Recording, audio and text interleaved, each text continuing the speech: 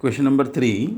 Now, this is a ladder. Now, if you've observed a ladder, what happens at the bottom is that this piece of wood that is attached will be longer as compared to the upper one. So, gradually, what happens? It's decreasing. So, that's what is happening in this question also. This ladder has the bottom step which is of 45 centimeter and this top step is 25 centimeter. So, it's gradually decreasing. The total length of this ladder is given 2.5 meter, which is actually 250 centimeter, right? This is 250 centimeter. The distance between these two steps is given 25 centimeter. And the question is now, what will be the total length of these steps on the ladder, right? What will be the total length of these rungs? Okay, so rungs or steps are same, okay? So when you look at this, we know that the first term is 45 and the last term is 25. So A is 45 and AN is 25. Now the main part of this question is to identify how many steps are there. For this, I'll first explain to you a simple example here. Suppose this is a shelf, okay, it could be a bookshelf or something, and the total distance from the top to bottom is 10 centimeter. And the distance between these two shelves, that is consecutive shelves, is 5. Now when I divide this whole thing 10 divided by 5, I am going to get 2. Okay. So this 2 is actually the number of parts. But if you count the number of rungs or the number of steps, it is 1, 2, 3. So that means the number of steps will be 1 more than what you get by actual division. Are you following this? So 10 divided by 5 is 2, but number of steps is 1, 2, 3. Okay, so when you divide 10 by 5, you are actually getting the number of parts in which it is divided, not the number of steps. So number of steps will be 1 more than what you divide. So here, if I am applying this logic here, most people will divide 250, that is the total length of the ladder, by the distance between two consecutive steps, and 250 by 25 you will get 10.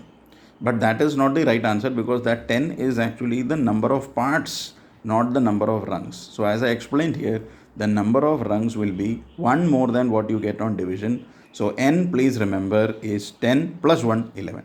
So once you understand this, then it's a simple question, because the mistake is made when people take 250 by 25 as 10 and then apply the formula of S10. But we don't have to apply S10 here, we'll have to apply S11, because it is 1 more than what you get on division, right?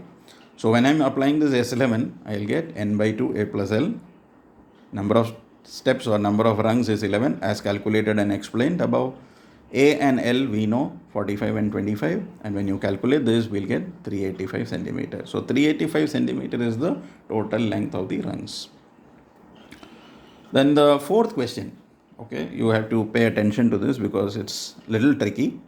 Now here houses are numbered from 1 to 49. So we have house numbers, right? So 1, 2, 3, 4, 5, 6 like that. It goes on up to 49. So there are 49 houses. Now as per the question, there is a house, okay, a particular house. We don't know which is that house number. So we are assuming as X. Okay. So according to question, when you add the numbers, house numbers of these preceding houses, preceding to the selected house. Okay, so we have selected this house number X. Okay, if you add all these house numbers preceding this house, and that will be equal to the house numbers after this. That means preceding means what? 1 less than that. So this is X. So the preceding house will be X minus 1. So if I add 1 plus 2 plus 3 plus whatever, so suppose X is, let's say, 25. Okay, so one house less than that, 24. So if I'm adding house numbers 1, 2, 3, 4, 5, 6, 7, 8, 9, 10, 20, 24, I'll get a total. Now according to the question, that total will be equal to the total of the house numbered after this. So that means when you add the remaining house numbers, that should be equal. Okay. So there is a house numbered X. So the sum of this. So what is the sum of the house numbers preceding this X? That will be 1 plus 2 plus 3 up to X minus 1. So I am using the formula sum of X minus 1 houses. And we have to equate it to the house numbers after X to the last number 49. So how do you get this part? How do we get this part? It will be the total, that is S49, minus the house numbered from 1 to X. So this portion will be obtained by subtracting the total and you will subtract this part from here to here. So from the total, when you subtract this much, you will get this. Okay, so that's how we have to make this equation. So this is what is important, that sum of x minus 1 houses, okay, because we are adding 1 to the preceding house of the selected house, the house numbered, so x minus 1 is equal to this.